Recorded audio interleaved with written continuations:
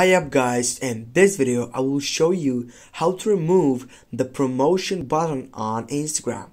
Now when I go to my profile section on my Instagram account, as you can see on the third selection I have that promotion button, or in this case is called Add Tools. Why it is different from the promotion side, why it's called Add Tools?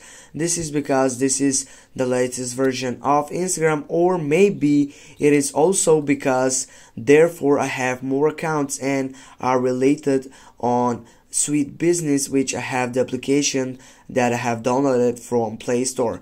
Now how do I remove this promotional button or this add tool button? I need to go on the three dots on my right upper side and then go for setting. Then I need to go for account and I need to scroll all the way up and just go for switch account type. Then I need to go to switch to personal account, and as you can see it says that it will lose all these features on that size. Now I will go for switch to personal account and I will wait to get up to this process.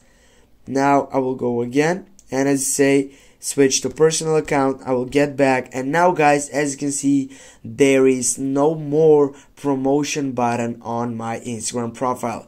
Thanks for watching. Don't forget to hit that like and share the video. See you soon guys.